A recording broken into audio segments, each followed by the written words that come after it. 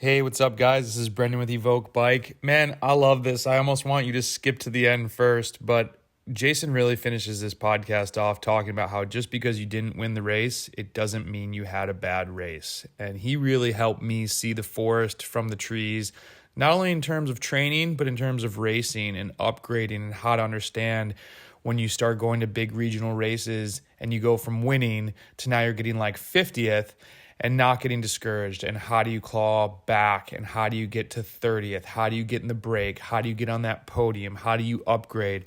From this one, I think if you're a roadie that only thinks he can learn from roadies, then maybe you need to skip to minute 17. But we go through a bunch of mountain bike specific stuff. We talk about repetition in training, skills coaching, finding a different way to go through the trail that you think you've already mastered. That's a great analogy for life. And really metric success not being linear. So believe in the marginal gains that you can find from the 1%, to believe in yourself to get the win. And, you're not going to PR maybe every week, every month, every few months as your training gets deeper and deeper and more experience. So, Jason, man, thank you again. Part 2. Guys, if you missed part 1, check that out. And hope you enjoy the podcast. If you're listening on Apple, please leave us a 5-star review. And as always, please just tell one friend about what we're doing over here at EVOQ Bike. Hopefully we can help you out. Have a great week. It's just a standard thing. It's just, confidence is a big thing. Yeah. Skill repetition, understanding your comfort levels, understanding where you are. For any mountain biker, of yours that might be scared, of something, Remy Metallier, this French rider, lives up in Whistler, does these gigantic hucks. I mean, massive stuff that's like 3 stories high off these rocks and stuff like that. And he put out a great video a month or so ago about fear and how he kind of approaches these things. And everyone was like, oh, you can't be scared of anything whatsoever. And he's like, I'm terrified all the Wow. time, but I know I'm prepared. I've practiced and I know what to do and how to work through it. And that helps comfort him to get over these things. And I think that's what the thing is. The bar is just different for different people. Mm-hmm. Someone going off of a curb on a mountain bike, or a road bike, that's terrifying at first. But, some people, a 6-foot drop isn't that scary. It's just because, we've established a baseline. We understand, how little things build up, and there's a line where suddenly it's going to, you're not going to be able to go there until you feel comfortable in practice. And for, those mountain bikers that, might be scared of certain things on the trail, go back and do the little things. For me, coming from cross country racing enduro, I had to learn how to jump, right? I couldn't ever jump a bike for 15 years. It was terrifying. I didn't want to get more than 2 feet, maybe a little natural trail jumps and stuff like that. But I had to learn to do big 20, 30-foot jumps and stuff like that. So I went and just practiced on little ones a lot, till I got really super comfortable. And then slowly moved my way up to, the next level and got comfortable on that. And then the next and the next. And the next thing you know, I was trying bigger things that I would have never thought in my life I could ever do. And it just took, feeling a bit more comfortable on the smaller parts and knowing I had those down pat. It wasn't, I can go jump this little one. All right, I'm ready to go. It was the old saying, and I'm sure you heard this one from me before, amateurs, do it till they get it right. Pros do it till they can't get it wrong. I like that. And it's so, and that's a big difference is, you just doing repetitions until you just have the comfort level. Dude, I even think about that for like endurance riding, of people do like a 4-hour ride and they're like, cool, I'm done. What's next? I'm like, yeah, you do it again. They're like, what? I'm like, do it again. So when we're talking like skills and drills, are there any specific things? It seems like, a lot of people will go ride their local trail. It's what you can get to easily. Are you trying any general overall skills, or are you trying to find out what's on the course at your big race and trying to simulate something more course specific? or maybe both? Yeah, I mean, if you can get to your big race course, it's always nice to get there. Yeah. Generally, your area of the country will kind of match. I mean, someone who's racing in the East Coast, when they come here for nationals to say Winter Park, that's a big difference. Mm. I don't know if you can just train for that, Mm-hmm. but if you're, a Southeasterner and your big races, some of the XCO Cups down in the Southeast, you'll get a good feel for the terrain that you're riding on anywhere you go. I mean, it's Mm-hmm. fairly consistent. Um, it is tough to kind of jump from wet, East Coast stuff to dry altitude, you know, mountain stuff. So,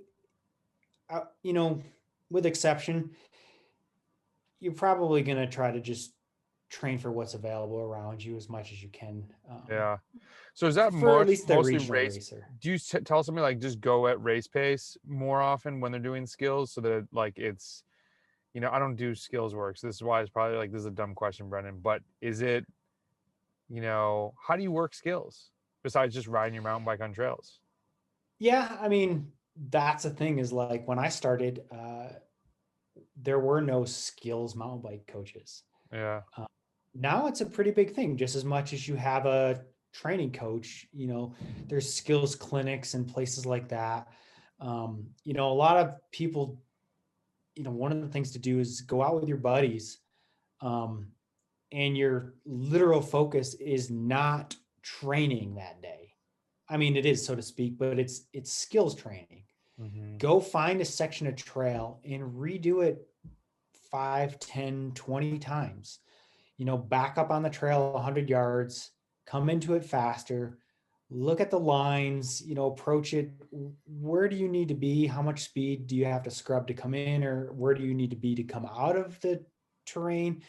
A lot of people, they're just, at least when I was, racing cross country, I just go ride the loop. That was it. Just go ride the loop. And it took, some people can now take that time and understand. And it maybe took me 10 years to learn to do some of these techniques where now you can go learn it in your, your early years riding, because we're just smarter, take the time to learn it.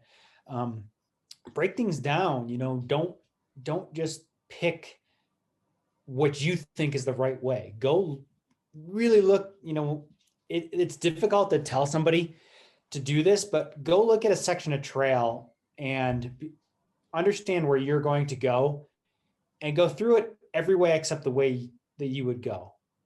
Oh, Try it like a puzzle. Go through it every different way, and you'll find this is a life tip. This is like a life tip right different ways to go through it. I remember first time, when I was out here in Colorado, I rode with former world downhill champion Miles Rockwell, like the only American ever to win. And this guy was my hero growing up, and I had this chance to ride with him. I'm like, holy cow, this guy actually wants to ride bikes with me. Mind's blown. Yeah. So we go out there and I ride this trail that I've been riding for years, thought I had every section dialed, and follow him down, and my just brain melted because he didn't go a single spot where I went. Wow. And he was so amazingly smoother and faster. And I was like, I need to rethink everything I know about bikes, because I have to think outside of the box. Like, and he, we talked a lot after the ride, and I asked him about it. I was like, where did these come? And he's like, dude, you gotta think different. Look at it. And, he obviously is the best in the world at doing that. He knows how to do that. And it just really helped me approach things completely differently than I ever had. My aspect was just go where the tires go, so I went out and did those sessioning things and learned, how to ride a corner completely different than I ever had, how to, go high, how to feint into corners differently, and just rethink everything. And it's made a big difference. And that, cross country, you can get some of that stuff, especially if it's a shorter course. You can go and learn that stuff. The long style races, you're not going to be able to do that. And enduro, you're going to have to take the time to really break down tracks and understand, stuff like that. So that's probably more important that style. But, if you can get on your home trails and stuff you ride every day and make it different, and maybe time yourself on the sections and see what's different and things like that. And I think that can be pretty helpful for skills work and stuff like that. That's an amazing tip. And dude, that just strikes me for like life advice. Like just try different ways of things. And I'm a huge fanboy of Gary Vee. I don't know if you've ever seen me repost some of his stuff, but he had a comment where he's like, when I hear someone that has a totally different viewpoint than me, that's the button that says, listen. And he's like, don't argue and shut them down. Like the exact opposite, just hear what they got to say. And it's like, it's been very interesting. Yeah, we won't go on that tangent. So when you went to Colorado and you were a new coach or newer coach, and you were around other new coaches, and you're in Boulder, you've probably got 80 other people who think they're coaches, and a lot of information going around. What do you think? And this is a while ago, so if you don't have a great answer that comes to mind, that's cool. But what were some mistakes that you saw you making early on that you look back now and kind of laugh at? And I asked that because we have a lot of people who will watch that are trying to do the self-coaching thing and just make their own plan and get rolling. And now that WKO5 is out and a lot of people have access to that, what are some missteps that you think you took that you look back, you're like, man, that was silly? Yeah, I mean, everybody makes mistakes for Oh, sure. I'm like if I look at myself now, when I first started coaching and getting into it to today, it's like, oh, I should email that person and be like, that wasn't the right thing. Yeah, I mean, I think probably early on, some things worked with some people, and it was maybe applying incorrect things to other people. Everybody is very individualistic, and you can't just take a template and be like, you know what, this worked for this person, it's going to work for that person. And not it took some time to learn and push against and back against that, because you just think, oh, I worked for 8 people, why doesn't it work for 10? And you have 2 very distinct different people. And I think just pushing outside of that and understanding you kind of really have to tailor a lot of stuff.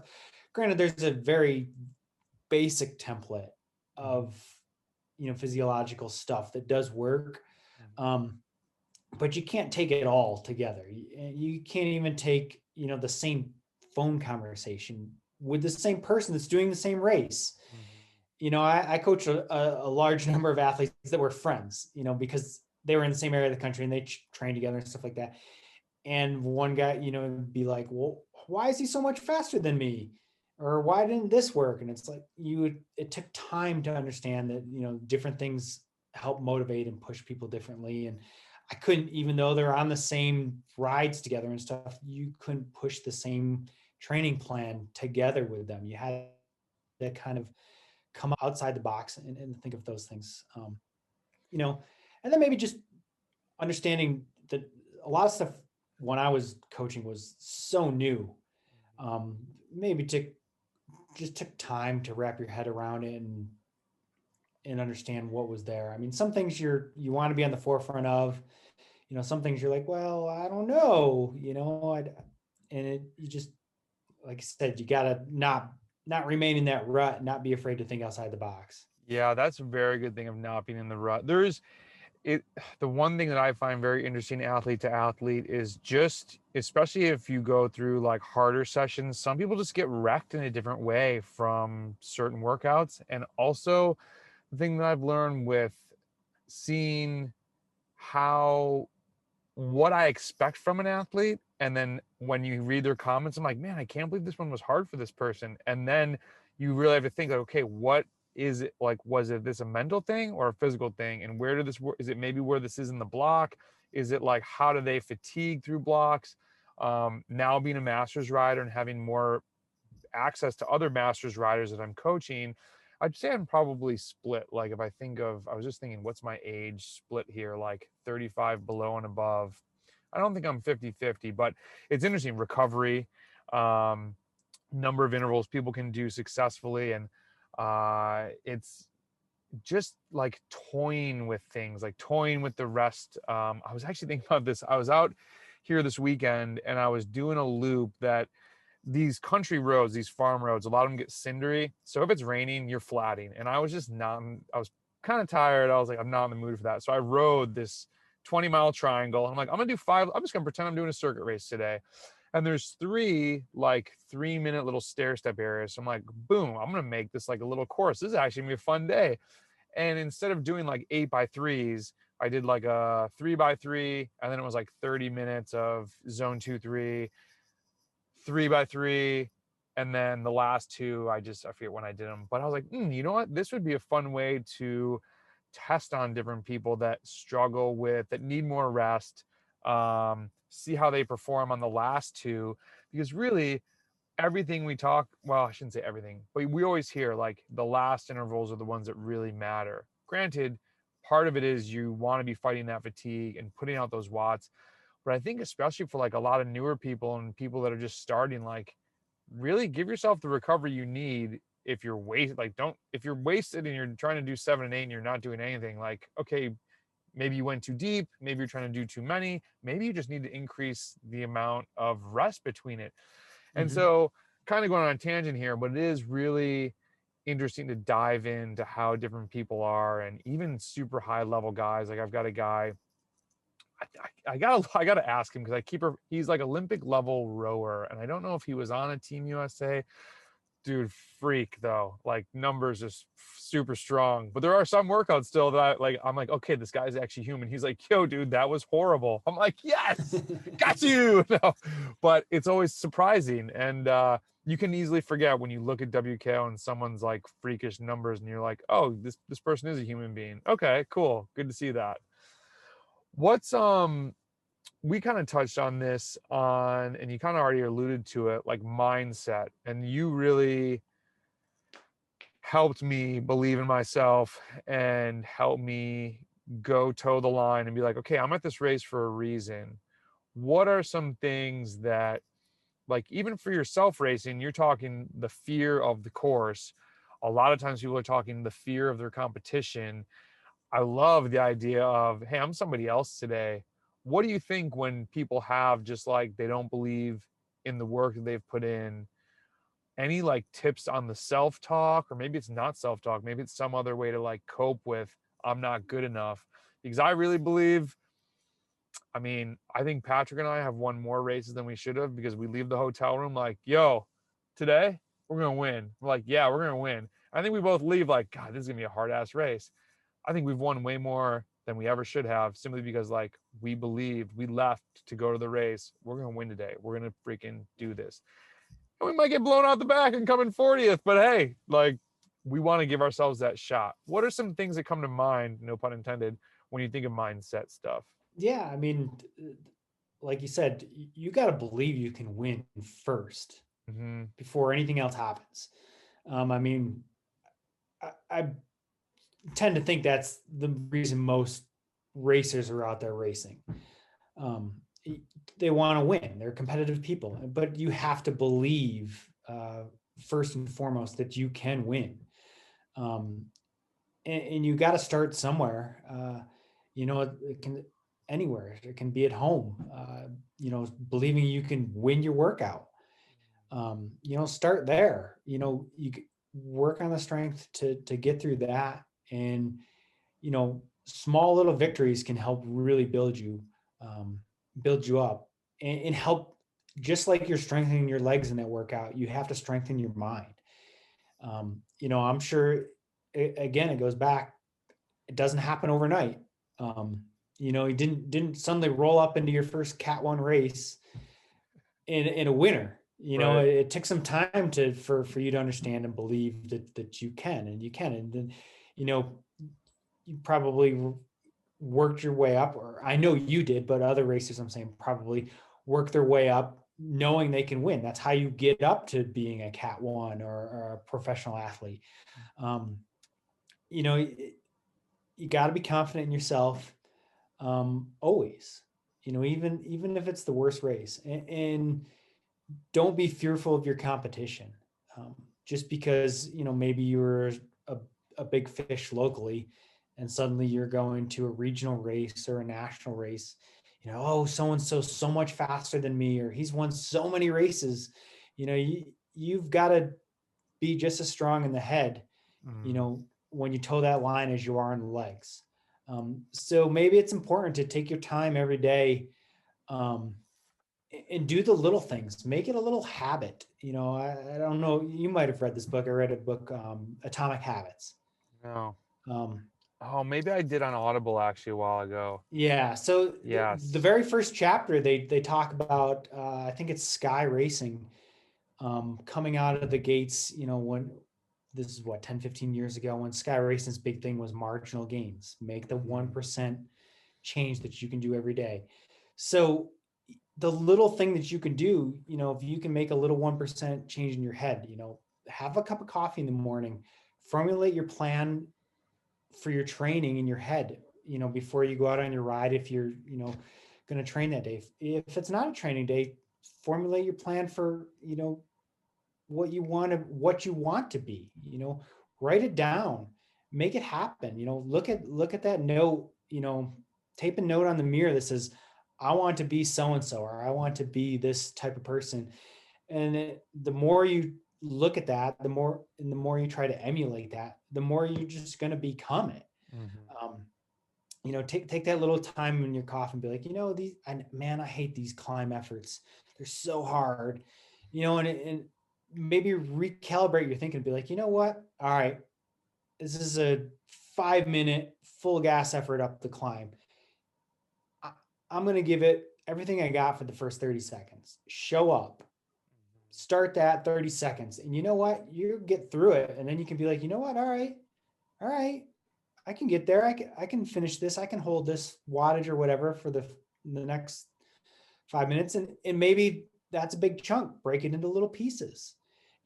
If you have a hard time, putting that all together, I can think of, when I did my 24-hour race solo, 24 hours straight. It was like massively daunting task. All I thought about was, you know, 8-mile course, 2 miles at a time for 24 hours straight. That's all I focused on.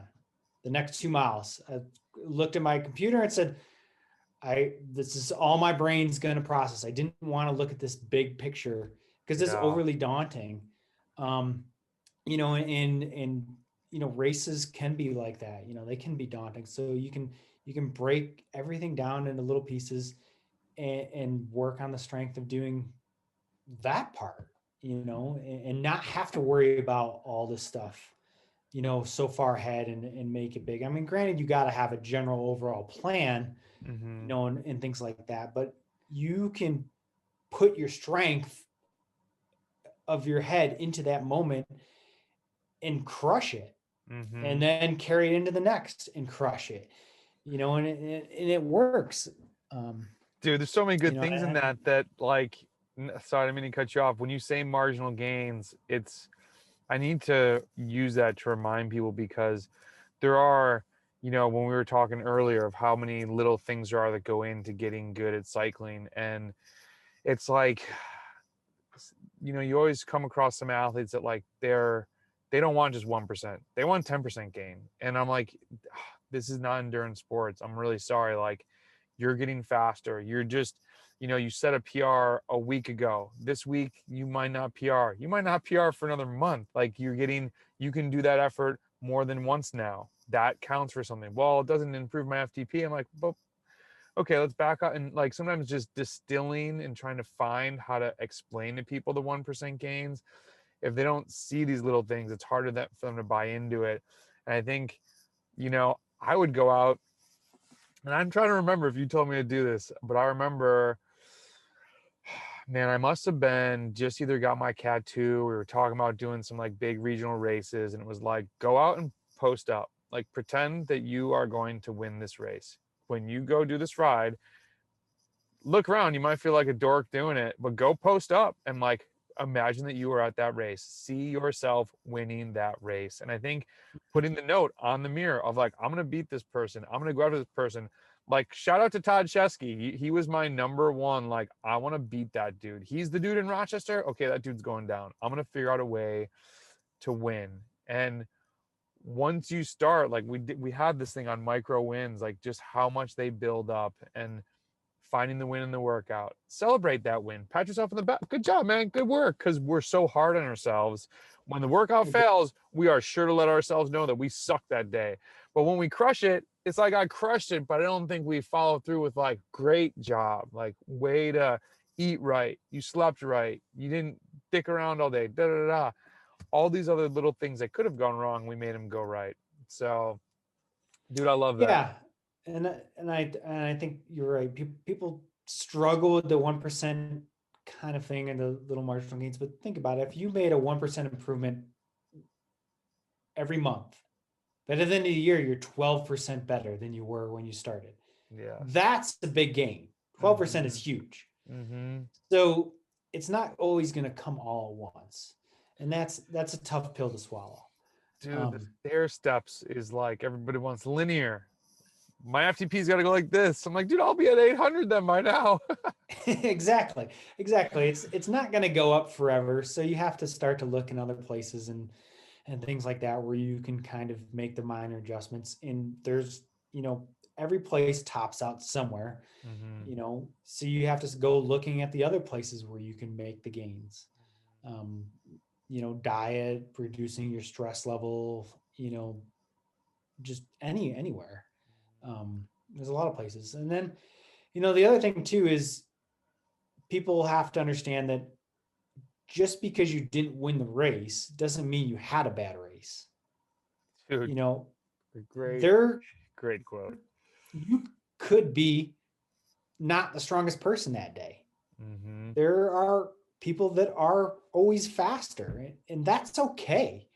You could have worked your ass off and finished 10th, but you can, that can still be a great accomplishment for you. So don't beat yourself up and think, because that was a failure. Think of, more align your goals with processes than outcomes, so to speak, because you don't know who's going to show up or who's going to be that good on a day. But don't deny the fact that you still need to feel confident and think that you can be the winner.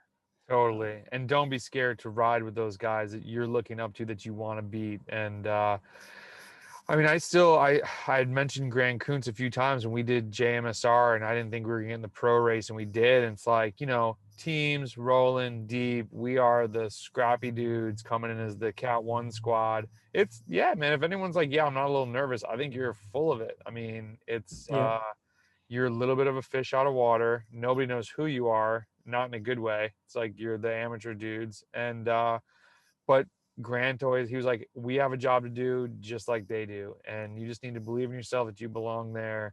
And yeah, you get 40th, you figure out how to get 30th. You get 30th, you figure out how to get 29th. And just, you figure out, man, I need to be in the break. And you just over and over and over again. And experience pays dividends. I always refer back to this guy that I love this. He's about my age, but he was a new cyclist, and he goes, I want to win how you win. Why am I not crushing back-to-back 5-hour rides like you? I said, tell me how many miles I have on Strava and look at yours. And he was like, oh, damn, dude, you have over 100,000. I was like, just been grinding, man. Like, it's just gotta keep going. And when you used to have me do these, it was 20 watts less on the first day, and the second day now was like 40 watts less. Like, I remember just dragging home, and you're like, dude, just keep going back. One day you'll do Saturday and Sunday, it'll be the same watts. You'll be able to do zone 2, and it's okay. And you just gotta go back after it. Oh man, dude, we're coming up on an hour. I don't want to take up your whole night. This was awesome, and I'm so glad that now everyone knows who Jason is when Patrick and I dropped the name. Well, I'm glad to be a part. I appreciate you having me on. Oh man, thank you from today for doing this. Thank you for the past, 13, 14 years. And can't wait to see what we're podcasting about in another 15 years. So I agree. I look forward to it. Say hi to the gang out there for me, and hopefully catch up with you in real life soon, man. All right. Thanks, man. All right. See you, Jason. You too. Bye.